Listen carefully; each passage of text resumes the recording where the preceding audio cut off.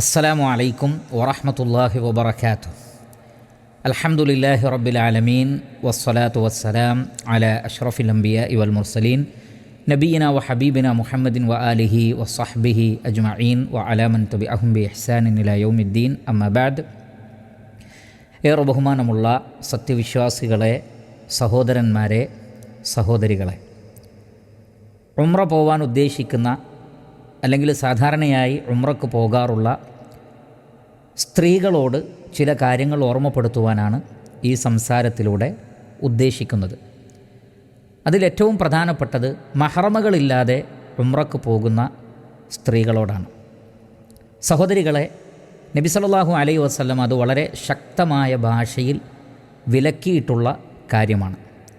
മഹ്റം എന്ന് പറഞ്ഞാൽ ഒരു സ്ത്രീ യാത്ര ചെയ്യേണ്ടത് ഒന്നുകിൽ തൻ്റെ പിതാവിൻ്റെ കൂടെ, അല്ലെങ്കിൽ വല്യുപ്പയുടെ കൂടെ, അതേപോലെ തന്നെ അല്ലെങ്കിൽ പ്രായപൂർത്തിയായ മകൻ്റെ കൂടെ, അല്ലെങ്കിൽ ഭർത്താവിൻ്റെ കൂടെ, അല്ലെങ്കിൽ സഹോദരങ്ങളുടെ കൂടെ.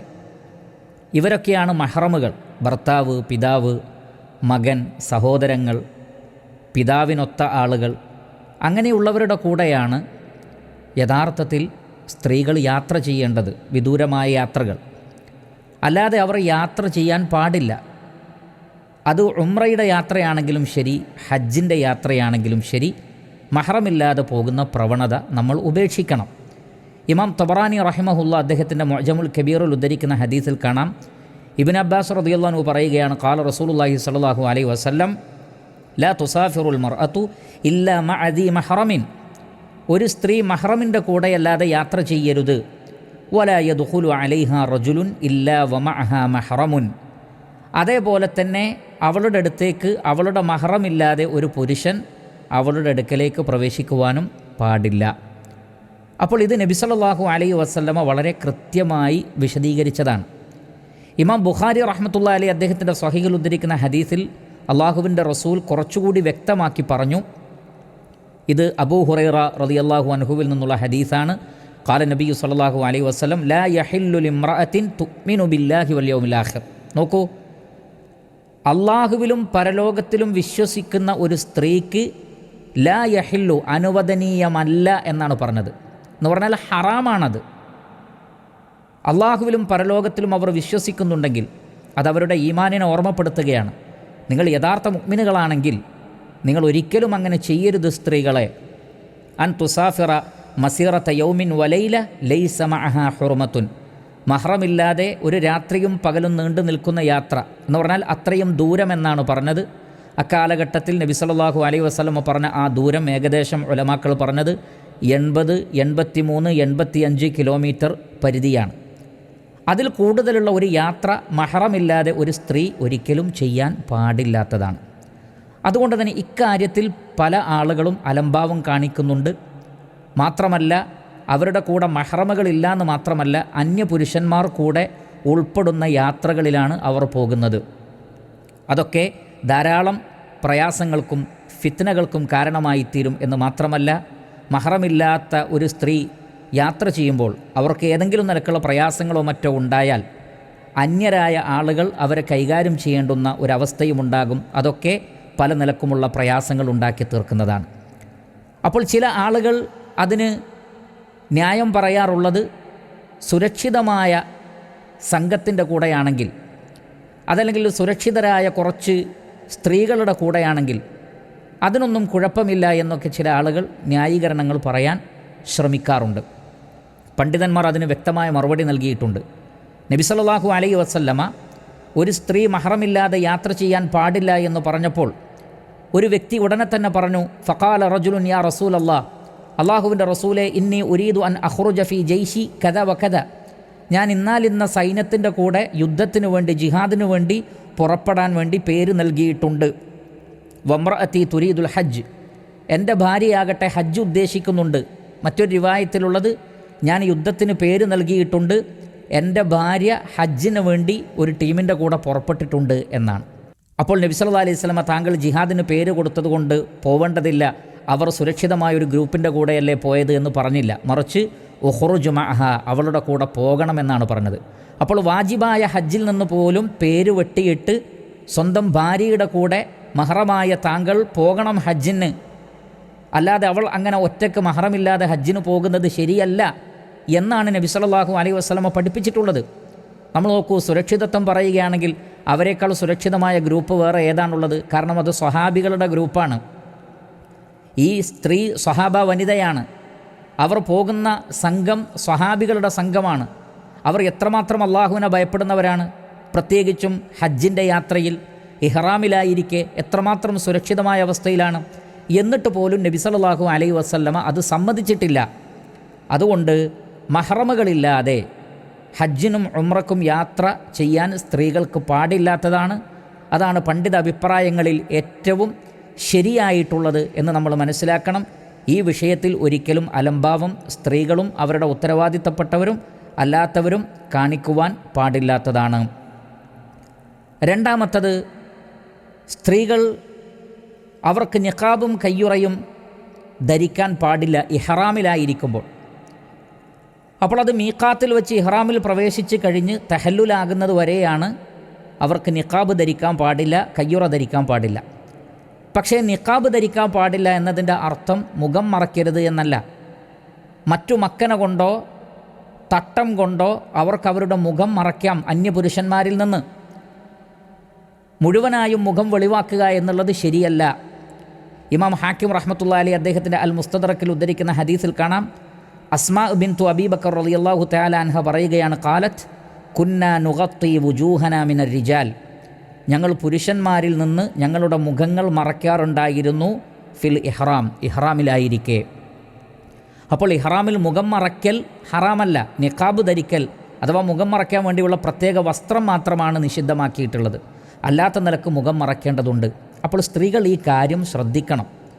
അബൂദാവൂദ് റഹ്മഹുല്ലാഹ് അദ്ദേഹത്തിൻ്റെ സുനനിൽ ആയിഷ റളിയല്ലാഹു തആല അൻഹയിൽ നിന്ന് ഉദ്ധരിക്കുന്ന ഹദീസിൽ കാണാം, കാന റുക്ബാനു യമുറൂന ബിന, ഞങ്ങളുടെ തൊട്ടടുത്തുകൂടെ പുരുഷന്മാരുടെ സംഘം കടന്നു പോകും.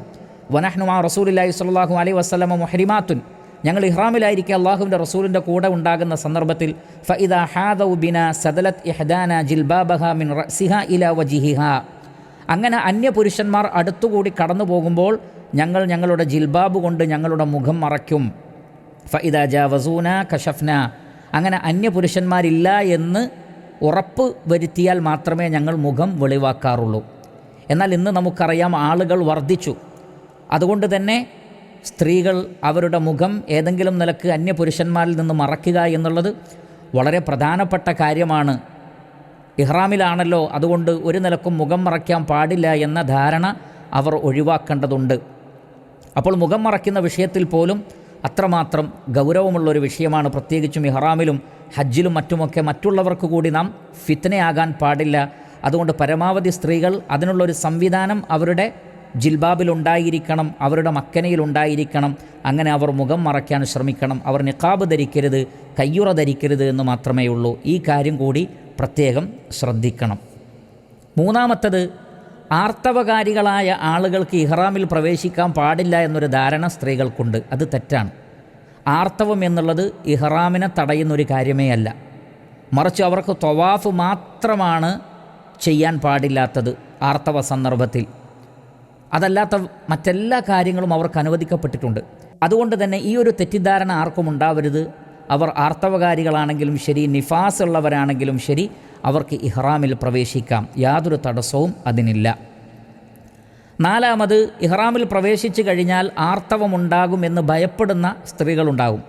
കാരണം അവരുടെ ആർത്തവ സമയത്തോട് അടുത്ത് നിൽക്കുന്ന സന്ദർഭമാണെങ്കിൽ അവരുടെ യാത്രാസംഘമാകട്ടെ വളരെ പെട്ടെന്ന് തന്നെ തിരിച്ചു പോരും, അധികം അവിടെ നിൽക്കാൻ പറ്റൂല. അങ്ങനെ ഉംറക്ക് തടസ്സമായി തീരുമെന്ന് വല്ല ഭയവും അവർക്കുണ്ടാവുകയാണെങ്കിൽ, ഇത് ആർത്തവകാരികൾക്ക് മാത്രമല്ല, ഏതെങ്കിലും നിലക്കുള്ള അസുഖത്തെ ഭയപ്പെടുന്ന സന്ദർഭത്തിലോ മറ്റോ അവർക്ക് ഇഹ്റാമിൻ്റെ സന്ദർഭത്തിൽ ഷർത്ത് വെക്കാം. എന്താണ് ഷർത്ത് വെക്കേണ്ടത്? ഇൻ ഹബസനി ഹാബിസുൻ, ഏതെങ്കിലും നിലക്കുള്ള ഒരു തടസ്സം എന്നെ തടസ്സപ്പെടുത്തുകയാണെങ്കിൽ ഉംറ പൂർത്തീകരിക്കുന്നതിൽ നിന്ന്, ഫമഹല്ലി ഹൈസു ഹബസത്നി, അതുകൊണ്ട് തന്നെ എവിടെ വെച്ചാണോ എനിക്ക് തടസ്സമുണ്ടാകുന്നത് അവിടെ വെച്ച് ഞാൻ ഇഹ്റാമിൽ നിന്ന് വിരമിക്കും. ഇങ്ങനെ പറഞ്ഞാലുള്ള ഗുണം, അവർക്ക് പിന്നെ ആ ഉംറ പൂർത്തീകരിക്കണമെന്ന് നിർബന്ധമില്ല. എന്നാൽ ഷർത്ത് വെച്ചിട്ടില്ലെങ്കിൽ ഇഹ്റാമിൽ പ്രവേശിച്ചു കഴിഞ്ഞാൽ പിന്നെ ആ ഉംറ അവർ ഏതെങ്കിലും സന്ദർഭത്തിൽ പൂർത്തീകരിക്കേണ്ടതുണ്ട്. എന്നാൽ ഇങ്ങനെ ഒരു ഷർത്ത് വെച്ചുകൊണ്ട് എനിക്ക് വല്ല തടസ്സവും നേരിടുകയാണെങ്കിൽ അവിടെ വെച്ച് ഞാൻ ഉംറയിൽ നിന്ന് വിരമിക്കും എന്നുള്ള ഒരു ഷർത്ത് വെക്കുകയാണെങ്കിൽ, അത് മലയാളത്തിൽ പറഞ്ഞാലും കുഴപ്പമില്ല, ഏത് ഭാഷയിൽ പറഞ്ഞാലും കുഴപ്പമില്ല, അങ്ങനെ ഒരു ഷർത്ത് വെക്കുന്നത് നല്ലതാണ്. എപ്പോൾ എന്തെങ്കിലും ഒരു തടസ്സം ഭയപ്പെടുന്നുണ്ടെങ്കിൽ മാത്രം. അല്ല എങ്കിൽ സാധാരണ നിലക്ക് നബിയുടെയോ സഹാബത്തിൻ്റെയോ ചര്യയിൽ അത് പെട്ടതല്ല. എന്നാൽ തങ്ങൾക്ക് ആർത്തവമുണ്ടാകുമെന്നോ അതല്ലെങ്കിൽ പ്രസവിച്ചു പോകുമെന്നോ തുടങ്ങിയ കാര്യങ്ങളൊക്കെ ഭയപ്പെടുമ്പോൾ സ്ത്രീകൾക്ക് ഈ നിലക്ക് ഷർത്ത് വെക്കാവുന്നതാണ്. അതേപോലെ തന്നെ സ്ത്രീകൾ ശ്രദ്ധിക്കേണ്ടത് ഉംറയുടെയും മറ്റും സന്ദർഭത്തിൽ തവാഫ്, സഅയ്, യാത്രകൾ തുടങ്ങിയ സന്ദർഭങ്ങളിൽ അന്യപുരുഷന്മാരായ ആളുകളിൽ നിന്ന് അവർ വിട്ടു നിൽക്കേണ്ടതുണ്ട്. നബി സല്ലല്ലാഹു അലൈഹി വസല്ലമ പള്ളിയിൽ നിന്ന് ഇറങ്ങുമ്പോൾ സ്ത്രീകളോട് പ്രത്യേകം പറയാറുണ്ട്, നിങ്ങൾ വഴികളുടെ സൈഡിലൂടെ നടക്കണം, വഴികൾക്ക് നടുവിലൂടെ നിങ്ങൾ നടക്കരുത് എന്ന് പറഞ്ഞാൽ പുരുഷന്മാരോട് ഇഴകിച്ചേർന്നുകൊണ്ട് ഇടകലർന്നുകൊണ്ട് നിങ്ങൾ നടക്കാൻ പാടില്ല. ആ ഹദീസിൽ കാണാം നബി സല്ലല്ലാഹു അലൈഹി വസല്ലം അത് പറഞ്ഞതിന് ശേഷം സ്ത്രീകൾ ചുമരിനോടടുത്ത് സഞ്ചരിച്ചിട്ട് അവരുടെ ഡ്രസ്സ് വരെ കല്ലുകളിലും മറ്റും കുളത്തിപ്പോയിരുന്നു. അത്രയും അവർ അതിൽ ശ്രദ്ധിച്ചിരുന്നു, അന്യ പുരുഷന്മാരിൽ നിന്ന് വിട്ടു നിൽക്കാൻ വേണ്ടി. എന്നാൽ ഇന്ന് പലപ്പോഴും കാണപ്പെടുന്ന ഒരു പ്രവണത, ആ വിഷയത്തിൽ യാതൊരു ശ്രദ്ധയുമില്ല, തവാഫല്ലേ, തിരക്കല്ലേ, അതുകൊണ്ട് കുഴപ്പമില്ല എന്ന ധാരണയിൽ ഒരു സൂക്ഷ്മതയുമില്ലാതെ സ്ത്രീകൾ പുരുഷന്മാരെ സ്പർശിച്ചുകൊണ്ടും അവർക്കിടയിലൂടെയും എല്ലാം സഞ്ചരിക്കുന്നത് കാണാം. അത്തരത്തിലുള്ള ഒരു രീതി ഒരിക്കലും പാടില്ലാത്തതാണ്. നിങ്ങൾ നോക്കൂ, നേരത്തെ നമ്മൾ മനസ്സിലാക്കിയ ആ ഹദീസുകളിൽ വന്നിട്ടുള്ളത് എന്താണ്? അന്യപുരുഷന്മാർ നോക്കാതിരിക്കാൻ വേണ്ടി പോലും അവർ മുഖം മറച്ചിരുന്നു എന്നാണ് ഇഹ്റാമിൽ. അത്രയും സൂക്ഷ്മത അവർ പാലിച്ചിട്ടുണ്ടെങ്കിൽ പിന്നെ അന്യപുരുഷന്മാരെ സ്പർശിക്കുക, അവരുടെ ഇടയിലൂടെ നടക്കുക തുടങ്ങിയ കാര്യങ്ങളൊക്കെ എത്ര ഗൗരവപ്പെട്ടതാണ്. അതുകൊണ്ട് ഒരിക്കലും സ്ത്രീകൾ അന്യപുരുഷന്മാരുടെ അടുക്കലൂടെ നടക്കുന്നത് വളരെയധികം സൂക്ഷിച്ചുകൊണ്ടായിരിക്കണം. തങ്ങളുടെ ശരീരം അവരുടെ ശരീരത്തിൽ സ്പർശിക്കാതിരിക്കാൻ അവർ ശ്രദ്ധിക്കണം. മറ്റു പുരുഷന്മാരെ ഒരിക്കലും അവർ ഫിത്നയിലാക്കുവാൻ പാടില്ലാത്തതാണ്. ആ കാര്യം അവർ ശ്രദ്ധിക്കണം. അതിനോടനുബന്ധമായി തന്നെ പറയാനുള്ള കാര്യമാണ് ആറാമതായി, അവർ ഹജറുൽ അസ്വദ് മുത്താൻ സ്ത്രീകൾ തിരക്കുണ്ടെങ്കിൽ ഒരിക്കലും അവർ ശ്രമിക്കരുത്. മഹാനായ ഉമർ ബിൻ ഖത്താബ് റളിയല്ലാഹു അൻഹുവിനോട് പോലും പല മുഹദ്ദിസീങ്ങളും ഇത് ഹസനാണ് എന്ന് പറഞ്ഞിട്ടുണ്ട്. നബി സല്ലല്ലാഹു അലൈഹി വസല്ലം ഉമറിനോട് പറയുകയാണ്, യാ ഉമർ ഇന്നക റജുലുൻ ഖവിയ്യുൻ ലാ തുസാഹിം അലൽ ഹജരി ഫതുഅദി അൽളഈഫ ഇൻ വജദ്ത ഖൽവതൻ ഫസ്തലിംഹു വഇല്ലാ ഫസ്തഖ്ബിലുഹു ഫഹല്ലിൽ വകബ്ബിർ. ഓ ഉമർ, താങ്കൾ ശക്തനാണ്, അതുകൊണ്ട് ഹജറുൽ അസ്വദിൻ്റെ അടുക്കൽ താങ്കൾ തിരക്ക് കൂട്ടരുത്, മറ്റുള്ള ദുർബലരായ ആളുകളെ പ്രയാസപ്പെടുത്തരുത്. അതുകൊണ്ട് അവിടെ ഒഴിവുണ്ടെങ്കിൽ താങ്കൾ ഹജറുൽ അസ്വദിൻ്റെ അടുക്കലേക്ക് പോവുക, അതിനെ ചുംബിക്കുക. അതിന് സാധിക്കുന്നില്ലെങ്കിൽ ദൂരെ നിന്ന് അതിൻ്റെ നേരെ തിരിഞ്ഞ് അല്ലാഹു അക്ബർ എന്ന് ഇഷാറ കാണിച്ചുകൊണ്ട് അല്ലാഹു അക്ബർ എന്ന് പറഞ്ഞാൽ മതി, അവിടെ തിരക്ക് കൂട്ടരുത് എന്നാണ്. അപ്പോൾ പുരുഷന്മാരോട് പോലും നബി സല്ലല്ലാഹു അലൈഹി വസല്ലം ഇങ്ങനെയാണ് പറഞ്ഞതെങ്കിൽ പിന്നെ സ്ത്രീകളുടെ കാര്യം പ്രത്യേകം പറയേണ്ടതില്ലല്ലോ. അതുകൊണ്ട് തന്നെ ഒരിക്കലും അവിടെ ഒരു അന്യപുരുഷന്മാരിൽ നിന്ന് ആളൊഴിഞ്ഞ ഒരു സമയം പലപ്പോഴും ഹജറുൽ അസ്വദിൻ്റെ അടുക്കൽ ഉണ്ടാവാറില്ല. അത്തരം സന്ദർഭങ്ങളിൽ ഹറാമ് ചെയ്തുകൊണ്ട് സ്ത്രീകൾ ഒരിക്കലും ആ സുന്നത്ത് എടുക്കേണ്ടതില്ല. അതൊരു സുന്നത്ത് മാത്രമാണ്, അത് നിർബന്ധമല്ല, അത് ഉംറയുടെ റുക്കനിൽപ്പെട്ടതല്ല, വാജിബിൽപ്പെട്ടതല്ല, അതൊരു സുന്നത്ത് മാത്രമാണ്. തിരക്കുള്ള സന്ദർഭത്തിൽ ഫിത്നയെ ഭയപ്പെട്ടുകൊണ്ട് മാറി നിൽക്കലാണ് അവിടുത്തെ സുന്നത്ത്. അങ്ങനെ മാറി നിൽക്കുന്നവർക്കാണ് കൂലി. ഇല്ല എങ്കിൽ ഒരുപാട് ഹറാമുകൾ ചെയ്തിട്ട് വേണം അവർക്ക് ഹജറുൽ അസ്വദിൻ്റെ അടുക്കലെത്താൻ. മറ്റു പുരുഷന്മാർക്കും അത് ഷർറാണ്, ഉപദ്രവമാണ്. പ്രത്യേകിച്ചും ഇഹ്റാമിലുള്ള ആളുകൾ അവിടെ ഒരിക്കലും ഹറമിൽ വെച്ചോ മറ്റോ അത്തരത്തിലുള്ള ദുൽമുകൾ, അതിക്രമങ്ങൾ പാടില്ല. അതുകൊണ്ട് സ്ത്രീകൾ അതിന് മെനക്കാടാതിരിക്കലാണ് ഖൈർ. ഏതെങ്കിലും കാരണവശാൽ അവർക്ക് ഈ നിലക്കുള്ള പ്രശ്നങ്ങളൊന്നുമില്ലാതെ ഹജറുൽ അസ്വദിനെ ഉത്തരവാദിത്തപ്പെട്ട മഹറമുകളുടെ കൂടെ ചുംബിക്കാൻ സാധിച്ചാൽ ഖൈർ, അല്ല എങ്കിൽ അവർ അതിന് മെനക്കെടാൻ പാടില്ലാത്തതാണ്. അതേപോലെ തന്നെ സ്ത്രീകൾക്ക് റമൽ, അതേപോലെ തന്നെ ഹർവല ഇതൊന്നുമില്ല. എന്ന് പറഞ്ഞാൽ തവാഫിൻ്റെ ആദ്യത്തെ 3 തവാഫ് പുരുഷന്മാർക്ക് അല്പം സ്പീഡിലാണ് നടക്കേണ്ടത്, ഓട്ടത്തോടടുത്ത ഒരു നടത്തം, ആദ്യത്തെ 3 എണ്ണം. അതേപോലെ തന്നെ സഅയിൽ 2 പച്ച ലൈറ്റുകൾക്കിടയിലെത്തിയാൽ ശക്തമായി ഓടുക, ഇത് പുരുഷന്മാർക്ക് മാത്രമാണ് ബാധകം, സ്ത്രീകൾക്കത് ബാധകമല്ല എന്ന വിഷയത്തിൽ ഇജ്മാ ഉണ്ട് എന്ന് വരെ ഇമാം ഇബ്നു ഖുദാമ അൽ മഖ്ദിസി അദ്ദേഹത്തിൻ്റെ അൽ മുഗ്നിയിൽ രേഖപ്പെടുത്തുന്നുണ്ട്. അദ്ദേഹം പറയുന്നത്, തവാഫുൻ നിസാഇ വ സഅയുഹുന്ന മശിയുൻ കുല്ലുഹു, സ്ത്രീകളുടെ തവാഫും സഅയും നടത്തം മാത്രമാണ്, ഓട്ടമില്ല. ഖാല ഇബ്നുൽ മുൻദിരി അജ്മഅ അഹ്ലുൽ ഇൽം, അഹ്ലുൽ ഇൽമിൻ്റെ ഇജ്മാ ഉണ്ട് അല അന്നഹു ലാ റമല അല നിസാഇ ഹൗലൽ ബൈത്ത് വലാ ബൈന സഫാ വൽ മർവ, വലൈസ അലൈഹിന്ന ഉദ്തിബാഉൻ, റമൽ അഥവാ തവാഫ് ചെയ്യുമ്പോഴുള്ള സ്പീഡിലുള്ള നടത്തം, സഫ മറവ കുന്നുകൾക്കിടയിൽ 2 പച്ച ലൈറ്റിൻ്റെ ഇടയിലൂടെയുള്ള ഓട്ടം, ഇതൊന്നും സ്ത്രീകൾക്കില്ല. അതേപോലെ തന്നെ വലത് ഷോൾഡർ കാണിക്കുക, ഇതൊക്കെ പുരുഷന്മാർക്ക് അവരുടെ ശക്തി കാണിക്കാനും മറ്റും വേണ്ടി നബി സല്ലല്ലാഹു അലൈഹി വസല്ലമ ചര്യയാക്കിയ ചില കാര്യങ്ങളാണ്. അത് സ്ത്രീകളിൽ നിന്ന് ഉദ്ദേശിക്കപ്പെട്ടിട്ടില്ല.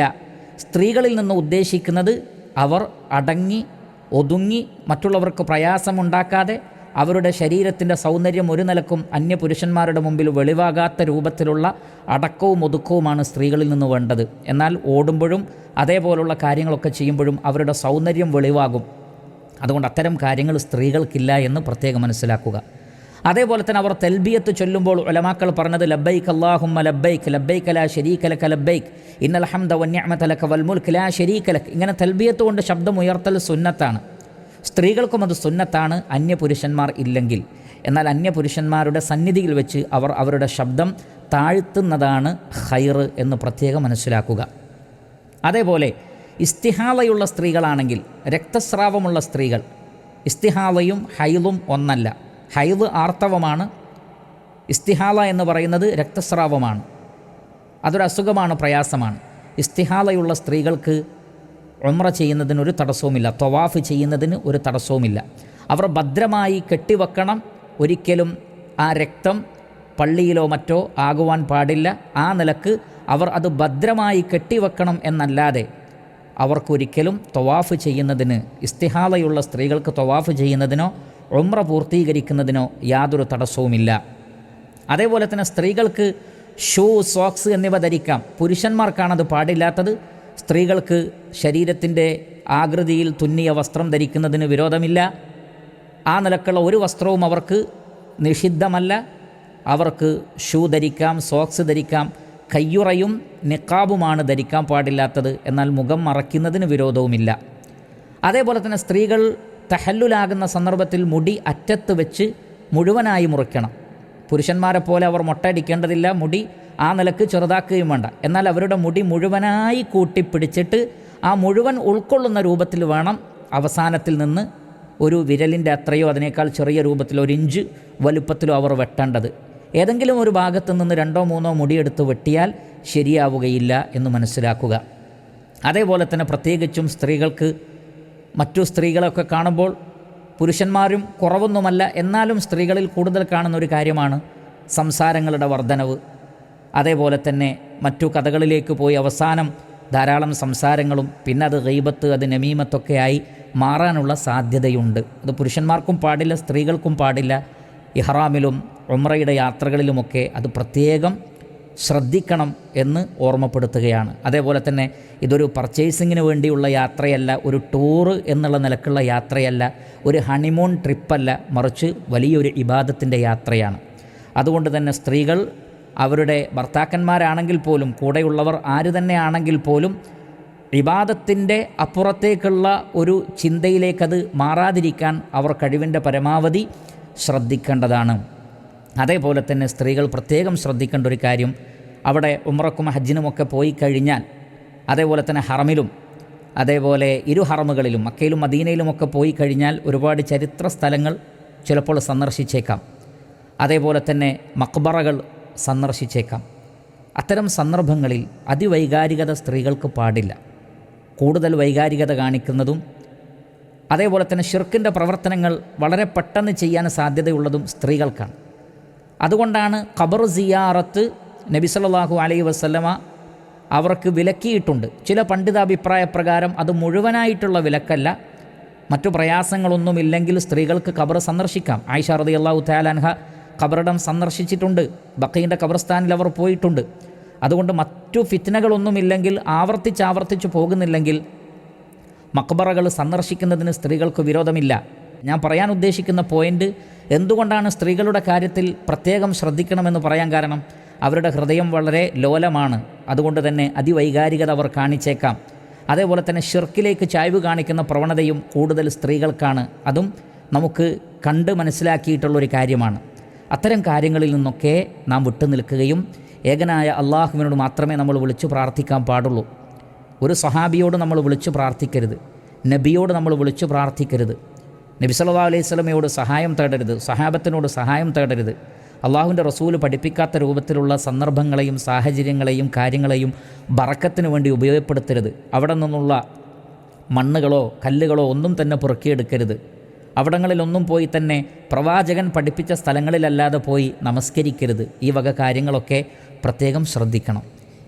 ഈ നിലക്ക് നമ്മൾ ഉംറക്ക് പോകുമ്പോൾ ഇത്തരം കാര്യങ്ങളൊക്കെ ശ്രദ്ധിക്കാൻ സ്ത്രീകൾ ശ്രദ്ധിക്കണം. അവർക്ക് അവരുടെ ഉത്തരവാദിത്തപ്പെട്ട ആളുകൾ അതൊക്കെ പറഞ്ഞ് മനസ്സിലാക്കി കൊടുക്കുകയും ചെയ്യണമെന്ന് പ്രത്യേകം ഓർമ്മപ്പെടുത്തുന്നു. അല്ലാഹു സുബ്ഹാനഹു വതആല ശരിയായ നിലക്ക് ഉംറ കർമ്മം നിർവഹിക്കുവാനുള്ള തൗഫീഖ് നമുക്ക് പ്രദാനം ചെയ്യട്ടെ. വസ്സല്ലല്ലാഹു വസല്ലമ അലാ ഖൈരി ഖൽഖിഹി മുഹമ്മദി വആലിഹി വസഹ്ബിഹി അജ്മഈൻ വൽഹംദുലില്ലാഹി റബ്ബിൽ ആലമീൻ.